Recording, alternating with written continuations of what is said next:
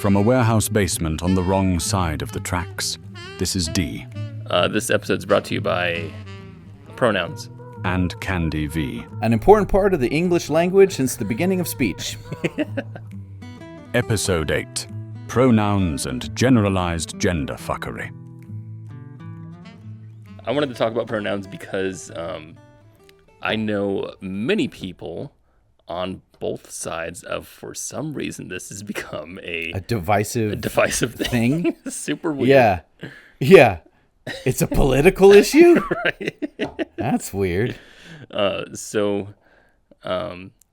there's a few of my friends who are very close to me, and they say things that are like, even if this person tells me they are now a she or they're a they or whatever, I'm still going to call them by the thing that I know them, which is he, I guess, in this example.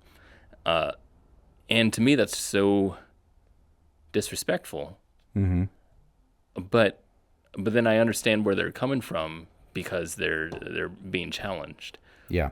And it made me think about how, I don't know, just why are these things so closely held? And is it because they represent ideas that people don't like?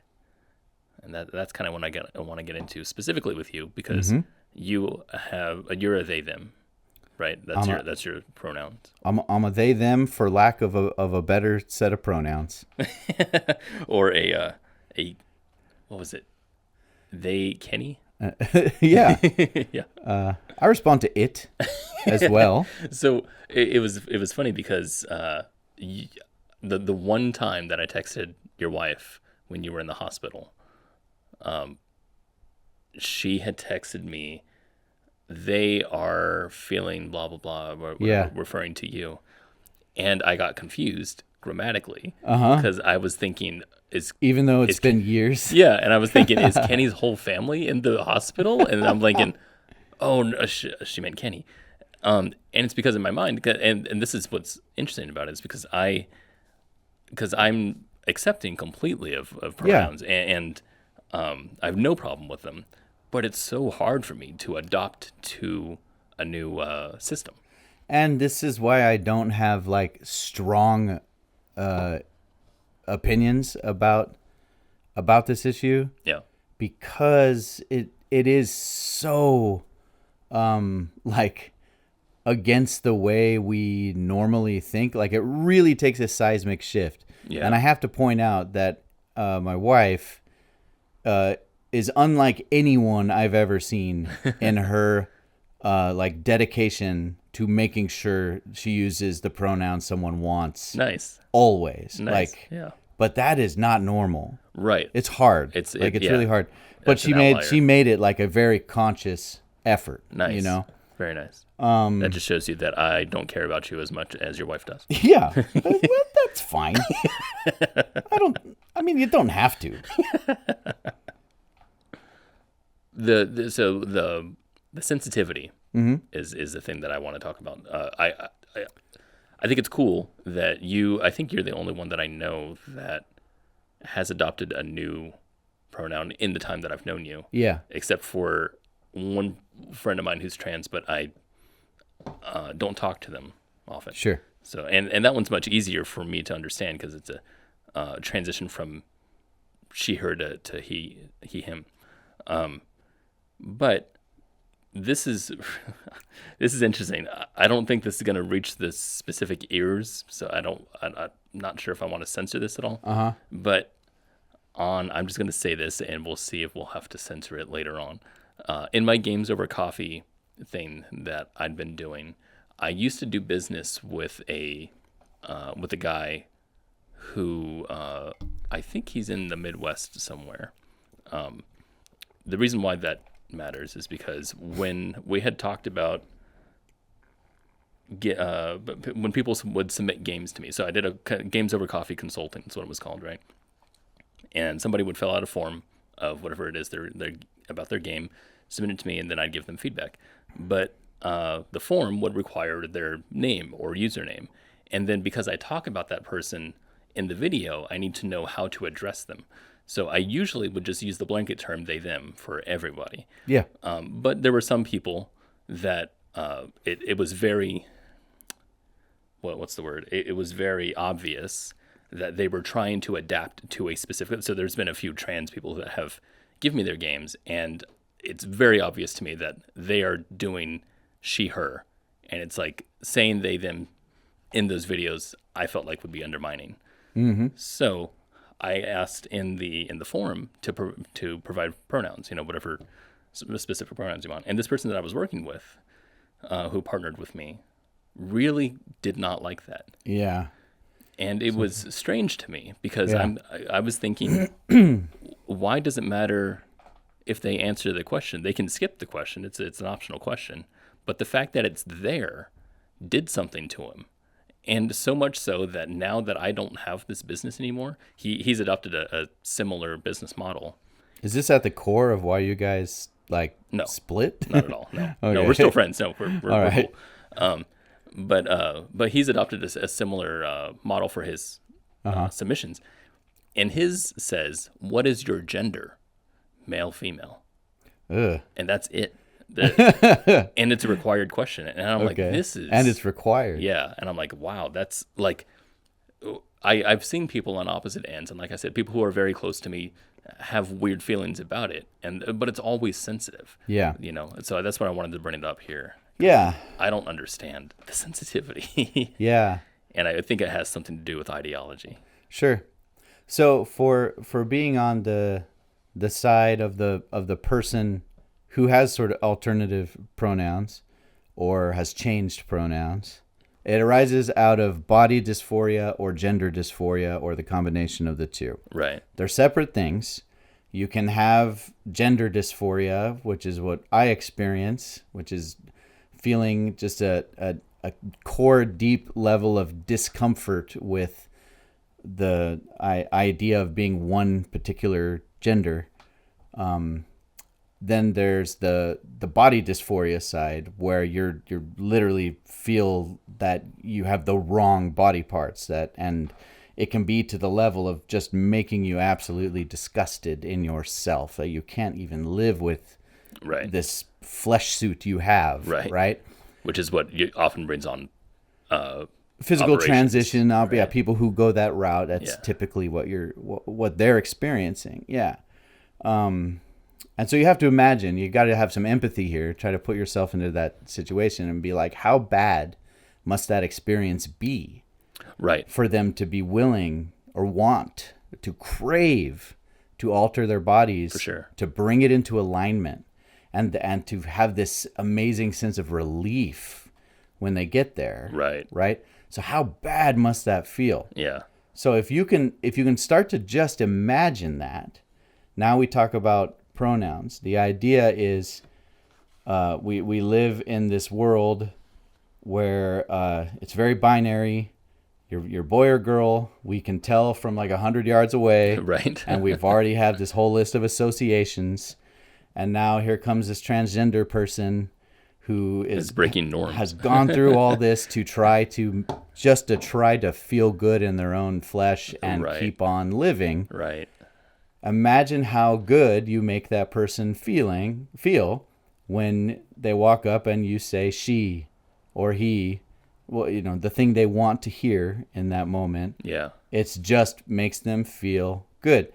That is the motivation behind why we want to use it. It's not another moment of going like, actually it's she, actually it's she. It's just affirmation. Or you say he and I'm afraid to tell you it's she because you're scary. Right. Or whatever it is, Right.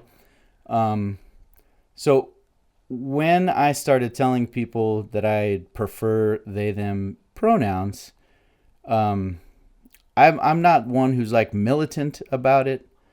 I don't correct people, Right. I don't expect anyone to just assume it either, Yeah. I feel like that's a bit much for a 6'1" person with a beard. I understand everyone's going to come up and say he and Mr., and I'm not going to get pissed off about it. It's okay. But when someone who knows me actively makes the choice to say they or them, it's as good as saying I love you. It's like I see you. Right. You know, I understand this part of you. That's interesting. I wonder what the equivalent would be on the side of people who are cis, right? Like me, for example. If I'm like I identify as he, him, because that's right how I was born, and that's how I feel synchronized with that. And I'd say there's innumerable equivalencies. Yeah. This one, the thing with the pronouns is only a thing because the context of society around it being so contrary, right, to the concept. If we didn't have a very rigid, strong sort of paradigm around how people are supposed to be, then it wouldn't be that big of a deal. Right, for sure. So, like, how would it be that I could identify in the same way? Right. I would say it's probably in the instances where someone sees the real core of you. It doesn't have to do anything with gender or identity necessarily. Right.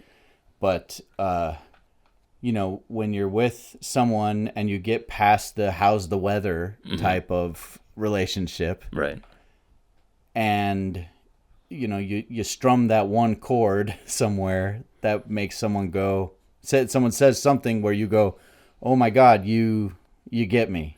So would you say, like, I know how personal it is, so I wouldn't want to be like, it's like somebody knows that I like video games. Sure. Right, because it's probably not similar at all. Well, I know that's not like, I mean, you say that like it because that's like a trivial thing that I'm into video games. It is trivial. You don't want to equate that to something as like foundational as your identity. Right. But why not? You know, I mean, it sure. doesn't, you know. Maybe for me. Okay, so if we're talking about identity in the sense of ownership and feeling like that, I feel like other people should know this about me. Yeah. Well, let's do race. a thought experiment then.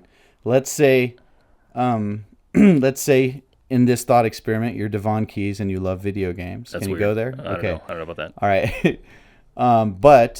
But in this world, it's considered rather unsavory to be into video games. Right. There may be even some counties where it's been outlawed. Right.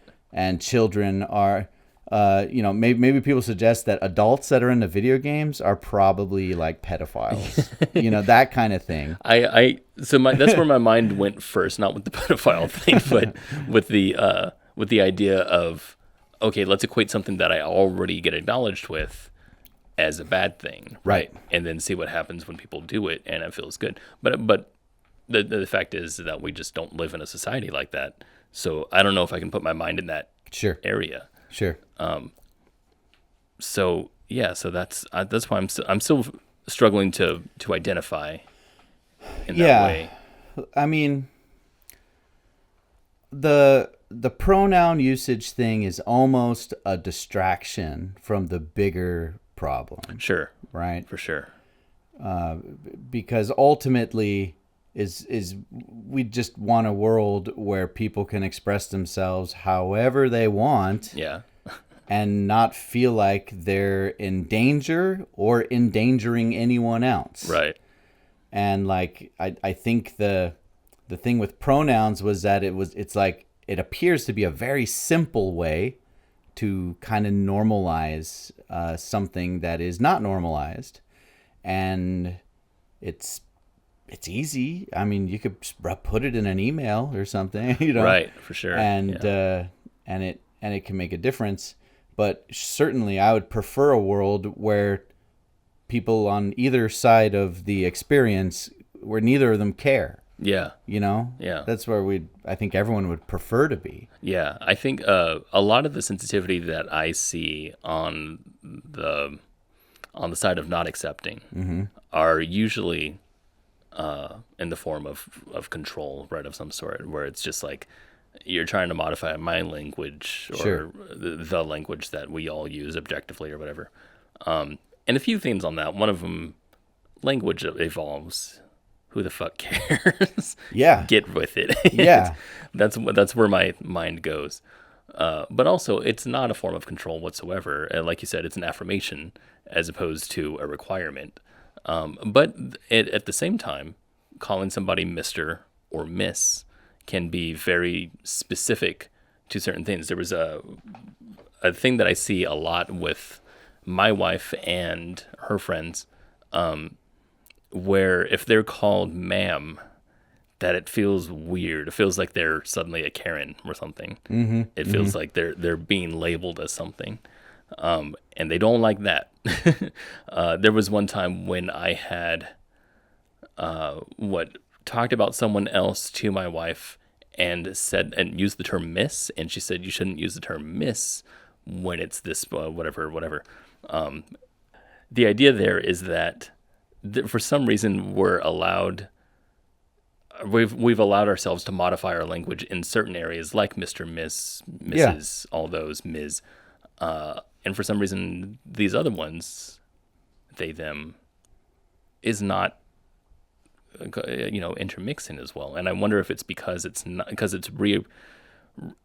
rearranging preconceived notions. I don't know. I think it's just that you have people who kind of delegitimize the transgender or gender nonconforming experience, right? Yeah. Just kind of frame it as I see what you mean. as a social deviancy. Right. And as a social deviancy, why should we go out of our way Right. to accommodate it? See, if we think it shouldn't even be a part of our society to begin with. In that way, I can understand where that person would come from. Because if someone, say, rocks a mohawk, and they're like, you address me as Hawk now, I'd be like, no, I don't. But if it's but that's just all that is a form of social deviancy. But then I guess why is that then? Why would that be considered?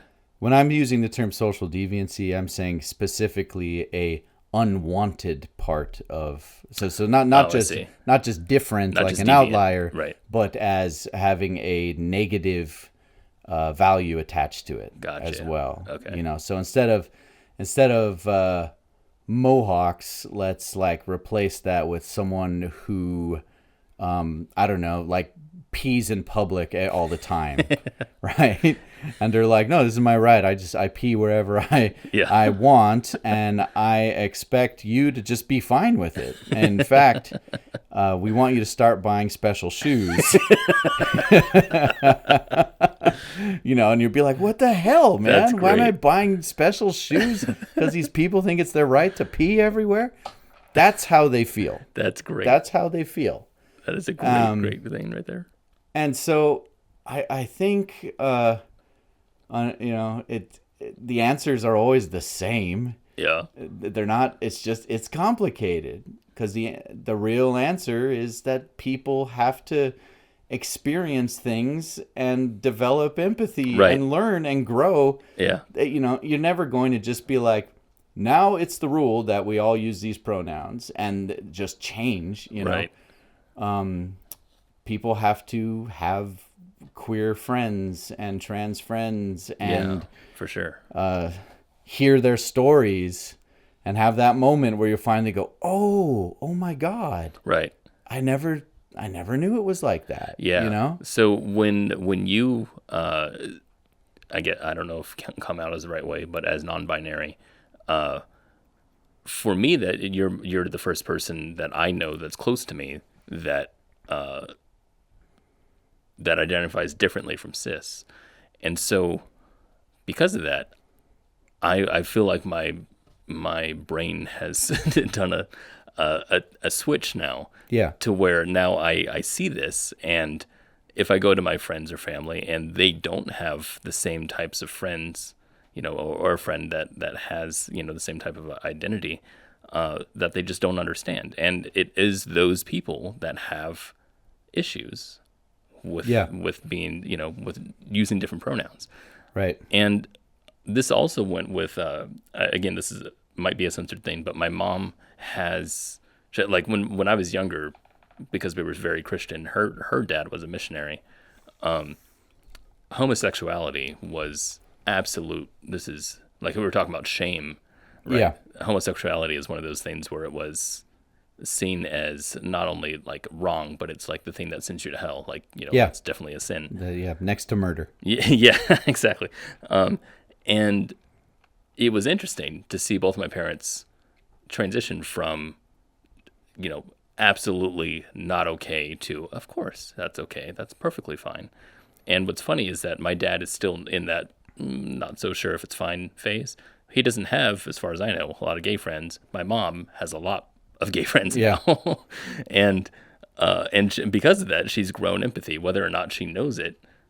She's definitely changed her behavior because of the people that she knows. So, and this just gets to the broader issue, which is that your opinions and your choices and your behavior is all shaped by what you experience and what's around you. Right. And this is why you have people in the city and in the more urban areas where we live very close to each other, lots of people from all over the world. You're regularly experiencing people who are different from you. Yeah. And what your neighbor who lives 25 feet from you does has a direct impact on you. Right. Right? Right. These groups tend to lean more like social...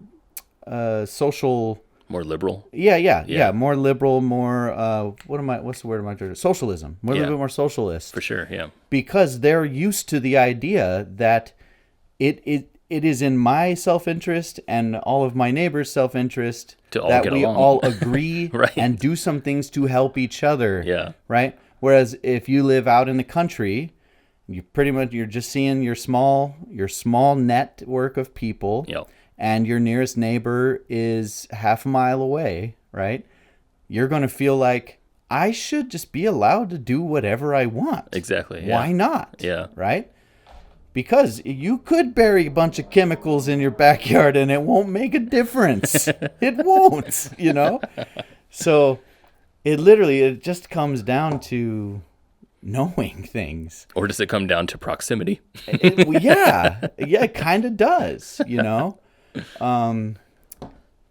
And just moving from the LA area up to the Sacramento area, I saw a big drop in the diversity that I experienced as a kid. Yeah. And I'm watching my children grow up and I'm like, are they, I'm worried. I need them to see and be around, Luckily that's kind of all worked out, but it's definitely kind of at the core. And this is why I think it's, ultimately, if we can all put on like long-term glasses, which is really hard to do because the present is what hurts. Also, they're hard to fit long-term glasses. They are. They really are. Yeah, short-term are easy. Yeah. I think it's inevitable that we are going to evolve into a society where all these things are just not important because absolutely our communities and urban areas are going to get bigger and more diverse. Yeah. And people will be more intimately associated with each other. And the people who are isolationists are going to become a smaller and smaller minority. Yeah. It makes the most sense. Right. But in the short term, and now back to the specific topic about the pronouns, just kind of like my lived experience with this, I think is worth sharing, because when I decided I wanted to be kind of open about this and make it a public part of who I am, as opposed to as it had always been a secret, hidden part. Yeah. The first thing I did was I just put it in my signature on my emails. Oh, yeah. And I didn't say anything to anyone. I just put it there. How did you put it? Was it they, them? Yeah. Oh, okay. Yeah. with a link that went to a page about pronouns and what they mean. And so I just did that, and then people started asking me, and so then it just kind of started happening, and I was like, okay, this is cool. And I started experimenting more with it, like expressing myself the way I wanted to, with nail polish and makeup and skirts and things like that, and it was all feeling really good until moments would come along where it didn't. Right. Where you hit those friction points. Yeah. Yeah. And so not only can it be really uncomfortable, but it also can be unsafe.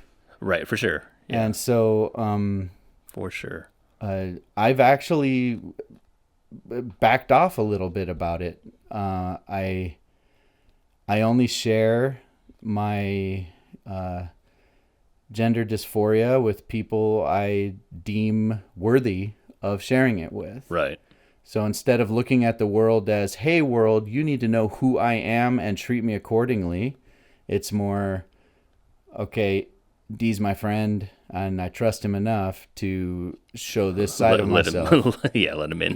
They'll let you into my little gender fucked cult. Gender fucked. That's how I want to describe myself. Gender fucked. Can't say it everywhere. I'm just right. Gender fucked. Yeah, I don't experience gender dysphoria. It's gender fucked. Yeah, generalized gender fuckery is what we call it. Please acknowledge it as gender fucked, Kenny. So like at first, Amber, my wife, she was really, she would make sure to say the right pronouns everywhere we went, and she would tell people. She'd be like, this is how they want to be referred to, and she was like an advocate. It was amazing. But I also got to a point where I, especially in the like political climate today as compared to 10 years ago. Right. Sad to say, it's not better. It's worse. Yeah. And so I told her, I said, you know what? I want you to just start being careful about where you say this and to whom. Yeah. And I'm careful about it. And like I said, when I hear it back to me from someone who knows and cares, it is like that little, it's like a little hug, little hug. It's great. I love that. But unfortunately, I also kind of feel like we're not in the world where I can expect society to just change that way. Right. Yeah, I think a lot of that, like you said, the people who don't use it or don't find it savory. Mm-hmm. Is that the right word to use? I don't know. If it's not unsavory, I don't want you to be. I don't want to be savory. I'd rather be sweet. If someone Spicy. if someone doesn't find it tangy, then they'll. It's probably because they've linked it to something else that they deeply believe in, and in this case, it could be that, like you said, they don't believe that there's people that experience gender dysphoria, but rather they're just social deviants. Yeah, or even worse, that they classify it as a mental illness. Right. And not only a mental illness, but a mental illness that could implicate other dark and terrible behaviors that they associate it with. Right, for sure. And this whole idea of identity and, like, I'm trying to figure out what the word is. If someone has a part of themselves that doesn't agree with society at large, right? Like, what is that property? I know, and so I think about this a lot, obviously, but and it was because of this idea of some people referring to it as a mental illness, right? Because at one point I had to step back and go like, okay, what's the difference between what we call mental illness, right, and just having something that's different about the way your brain works? Yeah. Okay. Would be neurodivergent. Well, yeah, because like we classify neurodivergencies as forms of mental illness, right, and as identity. So, yeah, I mean, like there's people that I know that, for example, Papa is one who he's very neurodivergent. Yeah. Right. But he's a teacher. Sure. And everyone respects him. Yeah. It's not like he's operating outside of the circle of society. Yeah. And I don't know why, for some reason, that is fine versus someone who says that I am a they, them, I'm non-binary. Why that's not socially acceptable. Yeah. I mean, it is, but you know what I mean? So first of all, like a reason why it's a conversation at all is because there's enough of them. Yeah. Now it's a very small percentage of society. Which will increase in time. As it becomes more acceptable, Yeah. of course. But in terms of like the impact that transgender people have on the world compared to everyone else, we're talking about a small group of people. However, big enough to where it has a group identity. Yeah. You know, if I, for example, woke up one day and believed I was a chicken and wanted to be treated as such and walked around with a beak and feathers and balked everywhere I went. Yeah. Forsook human language. Yeah. Right? And I'm the only one, right? I think people would point at that and go, that's a mental illness. You've had a mental break. This is a mental illness. Right, Something right. happened to your brain. But you have, 10,000 people who are all doing that. Right. Then it's a bigger question. Right. And we have to go, okay, so now what?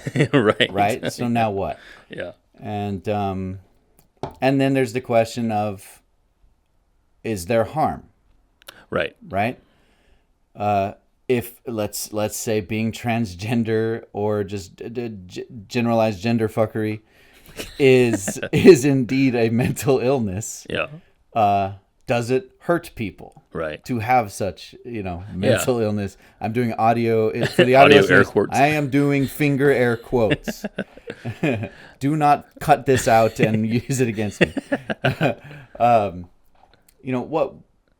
It's harmless. Yeah. The only person experiencing harm is the person with the dysphoria. I mean, like you can see how harmless it is by the great lengths the enemies of transgender people go to try to find harm. For sure. They're talking about like high school sports, Right. right? Right. And I'm like, really? Like that's the battlefront here. That's the battlefront that they all go to. Is like, well, what about sports? And Olympics. Like, for my sure. God. For sure. Not only is transgender people a tiny minority, but transgender athletes, you're talking about there's so few. Yeah. And then again, it's sports. I don't give a fuck. Well, this is America. Yeah, right. America Okay. runs on sports. Yeah. So the point is, it is harmless. Now, if I went around believing, down at my core that I'm supposed to kill people every day, right? I become a psychopath Yeah. murderer, right? That is a thing that is wonky in your brain. Absolutely. That is bad. I would say Intervention required. If I'm not gonna play devil's advocate, but I'm gonna be Yeah. on the opposite end here a bit. Like what would it take? What's the threshold to where people find something harmless as a society, right? Like we just talked about homosexuality, how that used to be quite off limits, but now it's mostly accepted, but still mostly, and it's still tiptoeing kind of to that threshold. Yeah. So like, what is something, I guess slavery, right? Slavery is something that used to be commonplace and now it's absolutely not okay. Yeah. I want to know where that threshold is, or if it's just gray for everything. It's just a spectrum of acceptance, right? Could be. Yeah.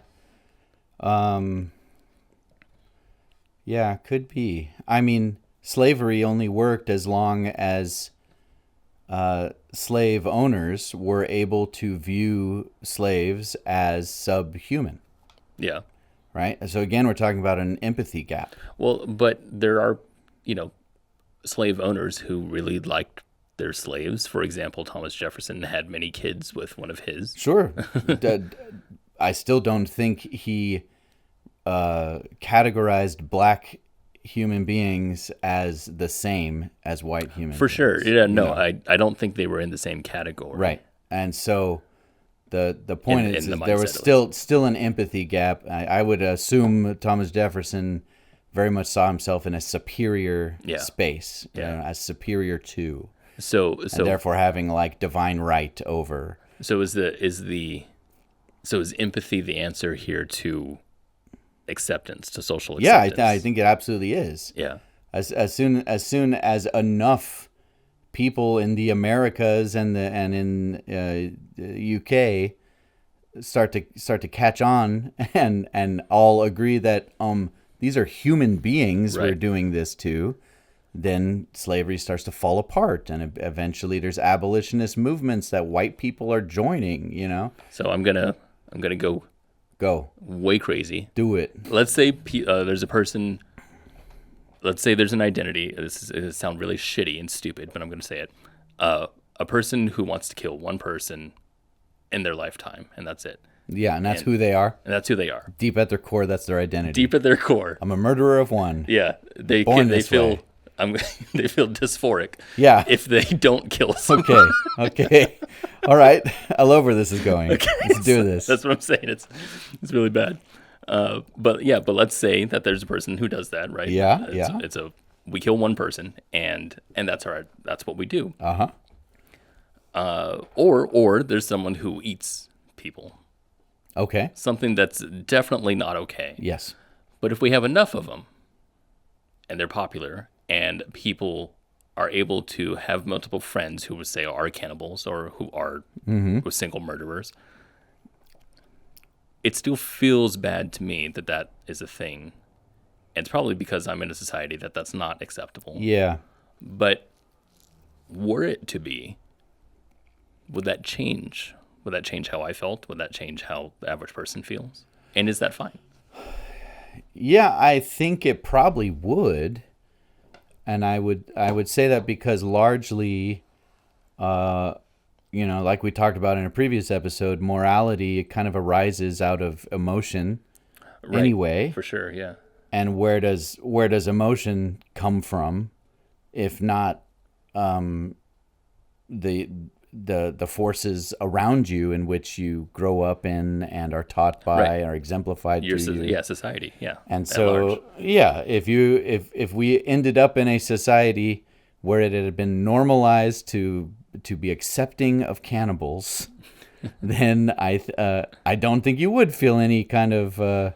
You probably wouldn't. Yeah, I don't think so. I wonder if, whoever it is that is gaining friction and further identifying themselves, if, it's always a friction. It's always, I don't know what I'm trying to say here. It's the idea of going against the grain at large is always going to be difficult for whoever it is that's trying to identify or trying to just express themselves as normally as they see fit. And it really sucks that there's a group of people that have, something that they feel is innate to them that is seen as bad in society. I think that's terrible. But yeah, the idea that I want to get at is more of like, why do we accept certain things and not others? And then when it keeps going, why is it so hard to foresee, I guess, those things? Why is it so hard to foresee where society is going to eventually accept next? There was an infamous comment, but I can't remember who it was, that was saying something about if we start accepting people who are trans, we're going to have to start accepting, the animals are something, or I can't remember exactly what he said. If my daughter wants to be a tiger, we're going to just have to accept that later on. I can't remember exactly who it was who said it. And slippery slope. The slippery slope idea. thing, yeah. And I mean, absolutely, that's absurd. but also, how do you know that things like that, can't evolve into the culture? And Well, sure, and perhaps even the more difficult question is when a tiger comes to you and says, "I want to be identified as a human," or AI for that matter. right? Yeah. Yes, which obviously will come first, It probably. will, yeah, for sure. It'll take a long time for the tigers to get there, but they could one day, Yeah, I guess it all comes down to like why be against an other in the first place, Right. right? So when you say you're not doing harm, right, that means that the other should be doing harm in order for us to say that's bad. right, that's what I think is at the root of othering. Yeah. Is saying this group is unwanted because of some harm they do. Yeah. Whether that be harm that is harmed by mixing into the gene pool. We don't want that in our gene pool. Right. So we were going to draw a boundary. We're going to build a wall. We're going to have a war. We're going to have a genocide. Yeah. It could be that we believe that your behavior, even if it's having consensual homosexual sex behind closed doors, not involving anyone else, could bring the wrath of God upon our society. Right. It's in the Bible. I mean, Yeah. at least people interpret the Bible as saying such. For sure. Right? That it's literally putting us all in danger just to allow such a thing to exist in the world. Yeah. Even if it's not. Even if no one even experiences it. Yeah, you don't see it. You just know it's happening behind those doors over there. And thus Yeah. is wrong. Right. Yeah. So, So I guess it's how we identify harm to society. yeah, and that's obviously an evolved trait, right? Yeah. We needed that to get to where we are. We wouldn't exist if we didn't have a innate fear of the other, Right. and a drive to keep them away. Right. So I think that's the reason why pedophilia would be so easy to bring into the thought experiment, because it's just an orientation or a attraction, just like an attraction to anything else. It doesn't necessarily have to be human. It could be, say, a bestiality person, but who doesn't act in the act, but rather just has that in their brain. That is morally wrong for us, but it doesn't cause any physical harm. To be attracted, to have that attraction. Correct. And that's what's weird, Right. right? Is because we do draw circles around things that we deem unworthy, even if it's something that's not physical, but ethically wrong or morally wrong. So, I mean, we're leaving out the question of someone actually doing something, harm to another, but just existing as a person Yeah. who has that identity. It's a hard one, right? It is a hard one. Not just that, but I mean, like, let's say also someone just neurodivergency in its own. By the way, every one of these things are categories that were once heavily persecuted or murdered. Right. Even neurodivergencies. Right. You know, so, like, physical disabilities. Yeah. People used to kill their babies at birth if they had clubbed feet. Right. Yeah. I guess where you have to ask yourself is why is to what degree it affects you and your society. Right. When you allow an other to exist. Right. So for me, for pronouns, I see zero harm whatsoever. Yeah. But clearly to the people who I know who don't like it, see some sort of harm or must believe in some deep level. Well, I think some have that deep fear that, that if we are normalizing what is an abomination in God's sight, that it'll, that they are part of the sin, basically. Right. That they are doing a civic bad by allowing something. Or the person like who was stuck in the closet right, sees that thing as eternally harmful somehow. And when they see other people accept it, that must mean that they'll accept it themselves, that they have to be someone who comes out also. Yeah. And they don't want to do that because they have a very deep, say, insecurity about that or something. Yeah. Well, it's just like the pronoun conversation, it turns out to be a pretty good way of examining what's at the foundation of like all of society's problems. Because it's so simple. Yeah. It's because it's just a couple words that you use in a grammatical way, and that's it. Yeah. Super interesting. That's epistemology right there. Yeah. That's good stuff. Yeah. And by the way, I've changed my pronouns again. Okay. Yep. Okay.